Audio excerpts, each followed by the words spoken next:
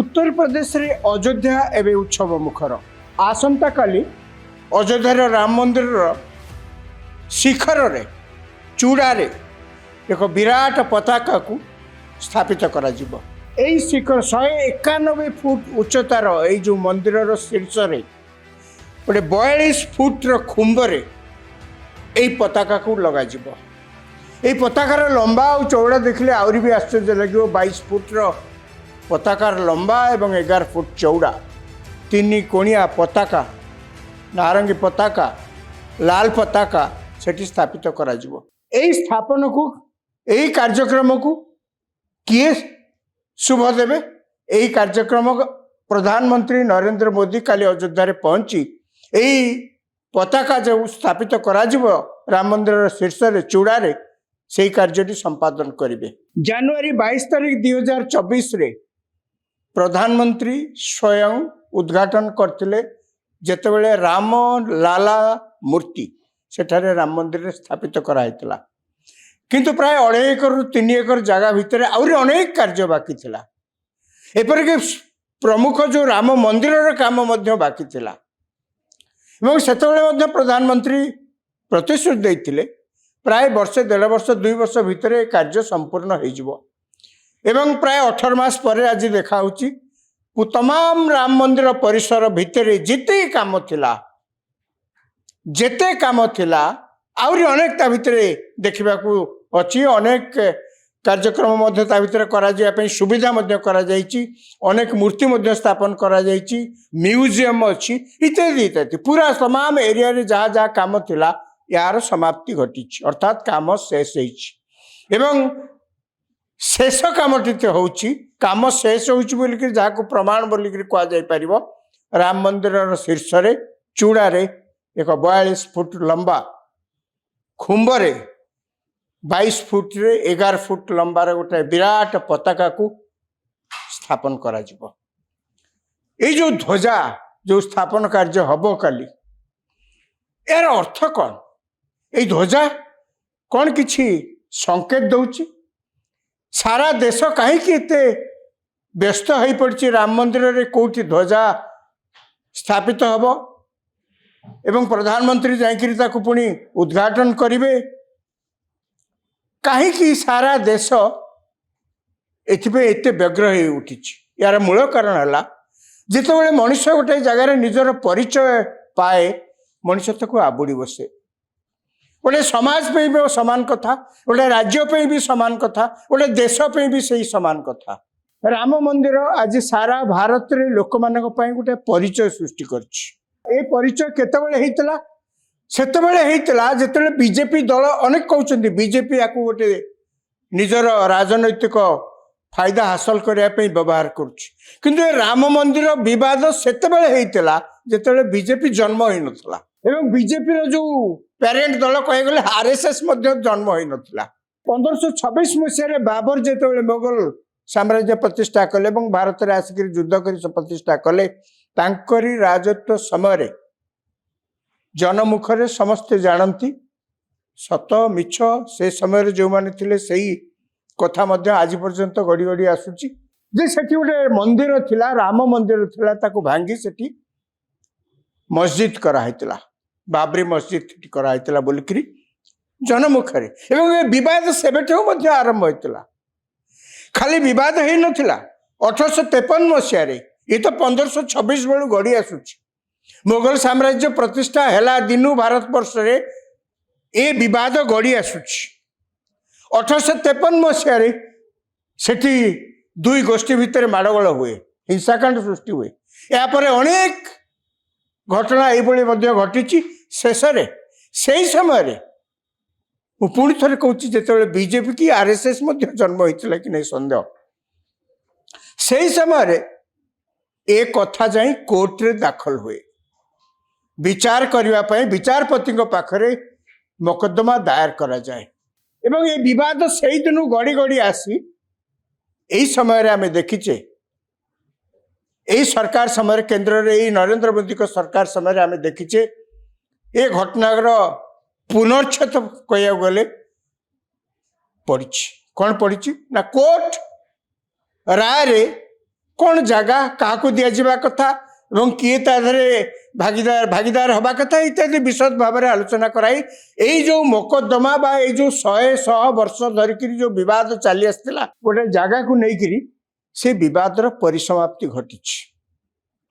मन प्रश्न आसे कहीं विवाद एत दिन धरी लगी रही जहाँ मु मूलर कहती ये विवाद केवल गोटे मंदिर नुहे ये विवाद हूँ परिचय विवाद शह शह हजार हजार वर्ष धरी जो हिंदू सभ्यता शह शह हजार वर्ष धरिक जो भारतीय संस्कृति तार ये हूँ प्रतीक एवं यही प्रतीक अर्थ भारतीय मानकर परिचय जेतेबेले यही परिचय विपदपूर्ण हो पड़ी जेतेबेले परिचय पे विपद देखा देछि लोक माने प्रतिवाद कर प्रतिवाद स्वरूप मुगल साम्राज्य समय मुह खोलिक कहवा तो ये साहस नाला इंग्रेज शासन हैला पर ठारू लोक तापर टिके मुह खोली मोकदमा दायर करे गंडगोल से ताले ये जो पताका काली राम मंदिर उपरे प्रतिष्ठा करा जिवो ये पताका कौन संकेत दूची ये पताका होची आत्मसम्मान एकता एवं भारतर सांस्कृतिक विरासतर प्रतीक से कहली जे राम मंदिर केवल गोटे मंदिर एवं सेठी रामंकर मूर्ति अच्छी बोली सारा भारत वर्ष रे आलोचनार विषय है सारा भारत वर्ष रे समस्ते या प्रति एते व्यग्र जानापी यार मूल कारण होची जे ये होची केवल गोटे मंदिर नुहे राम मंदिर कौन भारत वर्ष रे आउ अन्य कोठी नहीं अच्छी किंतु जो जगह विवाद सृष्टि होता शह शह वर्ष धरी आपण भावतु 1526 मसीह बाबर आसते मुगल साम्राज्य से दिन आरंभ कर ए पर्यंत गड़े आणतु 500 रु अधिक वर्ष धरिक जो विवाद लगी रही तार जो परिसमाप्ति घटुची ये गोटे परिचय खोजी बसी भारत माने भारतीय माने जितेबाला आविष्कार कर धीरे धीरे पृथ्वीर सबुठु प्राचीनतम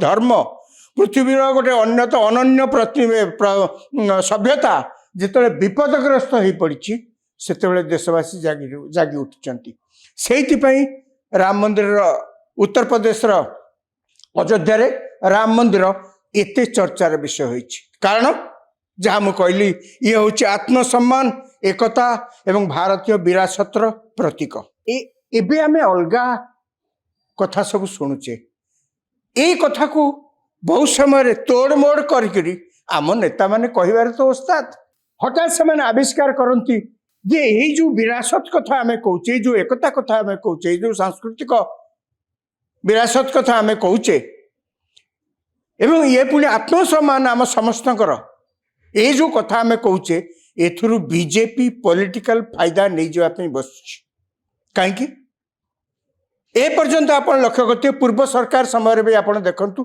जिते कथा को चापी चापी चापी चापी सरकार कार्य करते कहीं से कथा को उठेबा से तो अच्छी कोर्ट रे सेमती पड़ी तो पड़ी था कहीं पड़ी था कहीं भारतीय माने निज संस्कृति बाबद गर्व करके आज मुंड टेकी निज देश में कहीपर कहीं भारतीय माने निजर आत्मसम्मान को प्रतिष्ठा करें निज देश में कहीं भारत लोक माने निजर जो परंपरा संस्कृति धर्म ए विषय मुह खोली कहवाई कहीं संकोच करेंगे ये तो से बीजेपी किए राजनैतिक शत्रु होता कि न होता वास्तवता को तो कहीं एड़े दे पारे वास्तवता हूँ नरेंद्र मोदी को सरकार आसला परे ये विवादर समाधान किभली हम ए विवादर परिसमाप्ति किभली हम केंद्र सरकार यथेष्ट उद्यम कर जार फलस्वरूप आज आम देखुचे केवल जे विवादर परिसमाप्ति घटी ता नुहे सेठी गोटे सुदृश्य भव्य राम मंदिर प्रतिष्ठा हो पारी एवं जार संपूर्ण कार्य शेष हो जाइए जार परिणाम होची आसंता काली प्रधानमंत्री ताकू उन्मोचन करेंगे जहाँ मुझे कहती काले एथुरु राजनैतिक फायदा प्रधानमंत्री दल बा बीजेपी नहीं जाई पारे या भितर आउरी गोटे विवाद मुंड टेकिलानी कौन ना पश्चिम बंग जड़े मंत्री हुमायूं कबीर ममता बानर्जी दलर एवं तांकर सरकार जड़े मंत्री से वर्तमान या भितर मंतव्य देइचंती जे डिसेंबर 6 तारिख दिन ସେ ଗୋଟେ ବାବରି ମସଜିଦର ଶୁଭ ଦେବେ ଏବଂ ସେଦିନ ଗୋଟେ ବିରାଟ ରାଲି ମଧ୍ୟ କୋଲକାତା ସହରରେ କରାଯିବ ଏବଂ ତାପରେ ଗୋଟେ ବାବରି ମସଜିଦର ସେଠି ମୂଳଦୁଆ ପଡ଼ିବ। ଏହାର କାରଣ ସେ ତାଙ୍କର କହିବା କଥା ଯେ 34 ବର୍ଷ ହେଇଗଲାଣି ୟା ଭିତରେ ଯେ ବାବରି ମସଜିଦ ଯୋଉଟା ଥିଲା ଅଯୋଧ୍ୟାରେ ତାକୁ ଭଙ୍ଗା ଯିବାର 34 ବର୍ଷ ପ୍ରାୟ ହେଇଗଲାଣି ଏବଂ ସେଇ ଘଟଣାର ସ୍ମୃତି ପାଇଁ ଆମେ ଏଠି ୟା ଭିତରେ ସେଠି ମଧ୍ୟ ରାମ ମନ୍ଦିର ହେଇଗଲାଣି ଏବଂ ସେଇ ଘଟଣା ପାଇଁ ଆମେ ଏଠାରେ ଗୋଟେ ବାବରି ମସଜିଦ ମଧ୍ୟ ପ୍ରତିଷ୍ଠା କରିବି। ବିଜେପି ଏବଂ ବିଜେପିର ଅନ୍ୟାନ୍ୟ ବହୁତ ପୁରୁଖା ନେତା କଡ଼ା ସମାଲୋଚନା କରିଛନ୍ତି। ସମାଲୋଚନାର ଯଥେଷ୍ଟ କାରଣ ମଧ୍ୟ ରହିଛି। ରାମ ମନ୍ଦିର କ'ଣ ଗୋଟେ ରାଜନୈତିକ ଅସ୍ତ୍ର ଯେ ତାର ପ୍ରତିବାଦରେ ଏଠି ବାବରି ମସଜିଦ ହେବ? ଏ ଦେଶରେ କ'ଣ ଅନ୍ୟ ଧର୍ମର ଲୋକମାନଙ୍କୁ ଯେତିକି ସମ୍ମାନ ଏବଂ ତାଙ୍କର ଧର୍ମ କାର୍ଯ୍ୟ କରିବା ପାଇଁ ଯେତିକି ସୁବିଧା ଅଛି ବାହାର ଦେଶରେ ଏତିକି କ'ଣ ମିଳେ? ଏ ହିନ୍ଦୁ ଧର୍ମର ବିଶିଷ୍ଟତା ହେଉଛି ତ ସେଇଆ। ଏ ଧର୍ମରେ ରିଜିଡିଟି ନଥାଏ, କଟକଣା କିଛି ନାହିଁ। ବସୁଧୈବ କୁଟୁମ୍ବକମ୍ ସର୍ବେ ସନ୍ତୁ ସୁଖୀନ ସର୍ବେ ସୁଖୀନ ଭବନ୍ତୁ। କୋଉ ତତ୍ତ୍ୱରେ ଏ କଥା ଅଛି? ଆମେ ଯେତେବେଳେ ଏଇ କଥାକୁ କହୁଛେ ଆମେ ତ କୋଉଠି ଭାରତବର୍ଷରେ ହିନ୍ଦୁମାନଙ୍କର ସଂଖ୍ୟା ଅଧିକା ହେଲେ ମଧ୍ୟ ସେମାନେ ତ କୋଉଠି ଆଉ ଅନ୍ୟ କାହାର ବିଶ୍ୱାସ ଆସ୍ଥା ୟା ଉପରେ ବିପଦ ସୃଷ୍ଟି କରିନାହାନ୍ତି। ଆମେ ଦେଖୁଛେ ପାକିସ୍ତାନ ଏଇ ଦେଶରୁ ଜନ୍ମ ହେଇଛି। ଇଂରେଜ ମାନେ ଷଡ଼ଯନ୍ତ୍ର କରି ଦେଶକୁ ଜନ୍ମ କଲେ, ପାକିସ୍ତାନ ଜନ୍ମ ହେଲା। ଆମେ ସମସ୍ତେ ଦେଖିଛେ ସେ ପାକିସ୍ତାନରୁ ହିନ୍ଦୁମାନଙ୍କୁ କିଭଳି ଭାବରେ ନିର୍ଯାତନା ଦେଇ ତଡ଼ୁଛନ୍ତି। ଆମେ ସମସ୍ତେ ଦେଖିଛେ ଆଫଗାନିସ୍ତାନରେ କି ଅବସ୍ଥା। ଏବେ ଆମେ ବାଂଲାଦେଶ ଯାହାକୁ ଜନ୍ମ ଦେଇଛି ଭାରତବର୍ଷ 1971 ଯୁଦ୍ଧରେ, ସେମାନେ ହିନ୍ଦୁମାନଙ୍କୁ କିଭଳି ଭାବରେ ଅତ୍ୟାଚାର କରିକି ଆମ ଦେଶକୁ ପଠାଇ ଦେଉଛନ୍ତି। ତେଣୁ କୌଣସି ଧର୍ମକୁ ଭାରତବର୍ଷରେ, କାହିଁକି ନା ଏ ଧର୍ମର ବିଶିଷ୍ଟତା ହେଉଛି ବିଶେଷତ୍ୱ ହେଉଛି ଆମେ ଅସହିଷ୍ଣୁତାରେ ବିଶ୍ୱାସ କରୁନା, ଟଲରାଣ୍ଟ। ଆମେ ଇନଟଲରାଣ୍ଟ ନୁହଁ। କହିବାର ଉଦ୍ଦେଶ୍ୟ ହେଉଛି ଯେ ଯେତେବେଳେ ଏଇଭଳି ଅଯୋଧ୍ୟାରେ ରାମ ମନ୍ଦିରକୁ ନେଇକରି ଏଇଭଳି କାର୍ଯ୍ୟକ୍ରମ ପ୍ରସ୍ତୁତ କରାଯାଇଛି ଏବଂ ସାରା ଦେଶ କହିବାକୁ ଗଲେ ଏକ ପ୍ରକାର ଉତ୍ସବ ମୁଖର, ପଶ୍ଚିମବଙ୍ଗର ମନ୍ତ୍ରୀ ହଠାତ୍ ଗୋଟେ ନୂଆ ବିବାଦ ଛିଡ଼ା କରିଛନ୍ତି। ଏ ବିବାଦ କିଛି କମ୍ ନୁହେଁ। ଆପଣ ଭାବନ୍ତୁ, ଏ ଦେଶକୁ ଧର୍ମ ନାଁରେ ଧର୍ମକୁ ରାଜନୀତିରେ ଯୋଡ଼ିକିରି କିଛି ଫାଇଦା ନେବା ପାଇଁ ଉଦ୍ୟମ କରୁଥିବା ଯେତେ ଯାହା ଅଭିଯୋଗ ପଛେ ଅନ୍ୟମାନଙ୍କର ନାଁ କୁହନ୍ତୁ, କିଏ ଅସ୍ୱୀକାର କରିବ? ୟା ପଛରେ ଗୋଟେ ରାଜନୈତିକ ଷଡ଼ଯନ୍ତ୍ର ବୋଲି କିଏ ଆକୁ ଅସ୍ୱୀକାର କରିବ?